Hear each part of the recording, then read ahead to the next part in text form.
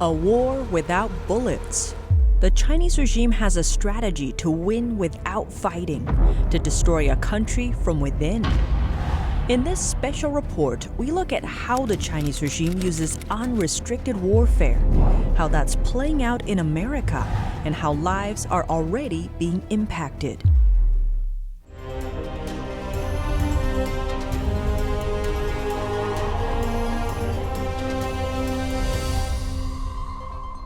Welcome to China in Focus. I'm Tiffany Meyer. A war with no rules, known as unrestricted warfare. But what exactly does that mean? Unrestricted Warfare was the name of a paper written by two former Chinese colonels. And it laid out an idea of warfare that has no restrictions. Anything goes. To understand the role of unrestricted warfare, it's important to take a look at history, going back 3 decades. And in the Gulf War, the United States and the coalition partners demonstrated devastating capability to use combined arms. Everything was brought to bear, and it was a crushing defeat for the Iraqi army, which was one of the largest militaries in the world. That's Kerry Gershanik, professor and author of Political Warfare, Strategies for Combating China's Plan to Win Without Fighting, and Media Warfare, Taiwan's Battle for the Cognitive Domain. He notes how that victory really caught the attention of the Chinese Communist Party. After 1991, the Gulf War victory, the PLA and the CCP put a lot of effort into studying how the U.S. and the coalition partners won such a devastating victory. PLA is short for People's Liberation Army, the official name of China's military. CCP refers to the Chinese Communist Party. But as for why the Chinese regime wanted to learn from the Gulf War, the ultimate goal even then, as we well know, was to move the United States aside, not just move it aside as the world hegemon, to use their terminology, but to take that place and actually to defeat the United States of America. 8 years later, in 1999, 2 colonels in the People's Liberation Army published a book called Unrestricted Warfare. To achieve the goal of overpowering the West, Joshua Phillip, host of Crossroads and senior investigative reporter with the Epoch Times, explains. The CCP can look at America and say, okay, we can't meet them in a head-on-head battle, but we can conquer them through other means. And so basically create the standards of conquering another nation through non-military means. For example, foreign investment for the Chinese Communist Party is regarded as a type of strategic tool. And so for the CCP, this is warfare. Media is warfare. Psychology, how you interpret information, is warfare. Legal battles are warfare. While the book notes 24 different kinds of unrestricted warfare, the Chinese Communist Party officially adopted 3 of them. Those 3 are media warfare, psychological warfare, and legal warfare. Gershanik describes how that's been playing out. We've seen in the past 3 decades the most incredible pillaging, looting of intellectual property and just stealing of data and hundreds of billions of dollars worth, military technology, commercial technology and information stolen off of corporate computers and financial institutions. Philip adds examples of how that's been integrated in America. If you look at every single part of what makes a country function, of what makes a nation, whether it's businesses, whether it's academics, whether it's, let's say our institutions, whether it's, politicians or influencers or media personalities even, the CCP has methods to target them. And for them, this is warfare, to conquer another nation through non-military means. To help shed light on the subject, Philip helped the Epoch Times create an infographic called China's Secret War on America. That infographic goes piece by piece and lays out all of those strategies: culture warfare, drug warfare, smuggling warfare, resource warfare, industrial warfare. It gets into 3 different categories of war: non-military, which is like businesses and culture, Hollywood, things like that. Trans-military, which is a mixture of non-military and military, like cyber attacks, for example, and then unconventional military. Tactics, systems they would use if a real shooting war were to ever take place with the CCP. And that's things like biological warfare and so on. It also maps out the 4 stages of subversion needed to overthrow a government from within.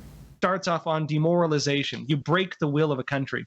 You make a country stop functioning as it's meant to function. You infiltrate their institutions. You co-opt their businesses. You make their big tech companies, serve the favor of a foreign country. As an example of that, Philip notes, Look at Nike and these other companies, for example, where they're criticizing America and damning us based on our history, right? Criticizing us, while at the same time they're using slave labor in Xinjiang in China.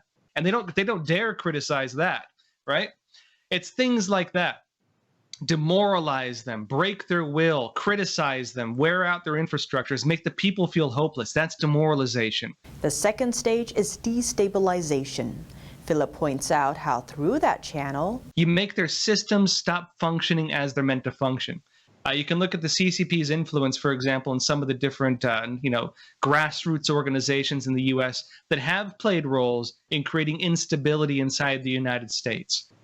You look back at the different Maoist organizations going back to the 1970s leading up to today. Once a country has been demoralized and destabilized, the third step is conflict. Eventually you enter a state of chaos where people or conflict, where people are fighting on the streets, where there's really no essential rule of law, where you've made it so the country can no longer have any kind of rule of law or harmony among its people. You've broken all the bonds that create a nation, right? Racial harmony, religious harmony, political, politicians actually serving the functions to protect their citizens rather than serving foreign interests, for example, those kinds of things. Once a state of chaos is achieved, what's left is intervention. Eventually, it gets so chaotic that people begin demanding some kind of change. They can no longer live like that. Society no longer functions. The institutions no longer work as they're supposed to.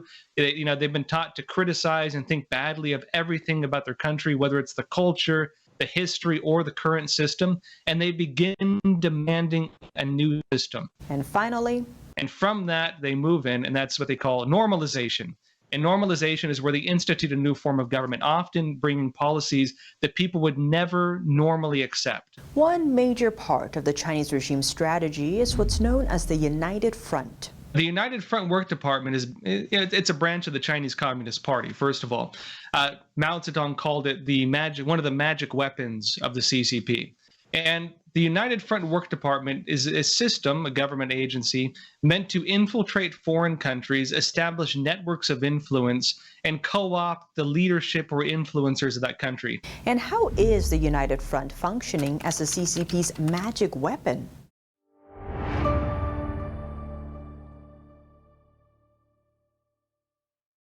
That's all for today's China in Focus on YouTube. We're now sharing a shortened version of our program here, after being demonetized for more than a year.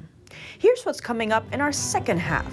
What does Shanghai's lockdown easing look like so far? The city center still resembles no man's land, as more than half of the residents are still confined to their homes. And inside the city's airport and train station, people are trying to leave. But finding a way out of Shanghai is proving no easy task. Our full episode can be watched on our partner platform, Epoch TV. To celebrate Epoch TV's 1-year anniversary, we're offering a 50% discount on subscriptions. To sign up, please click the link down below or find us at ept.ms/EpochTVAnniversary_Tiffany. Thanks for watching China in Focus. I'm Tiffany Meyer, and see you tomorrow. Every once in a while, something comes along so masterful, it leaves you in awe. So inspiring, it changes your life. So beautiful, you wish it would never end. When that happens, it's something not to be missed. Shen Yun, an all-new production every year.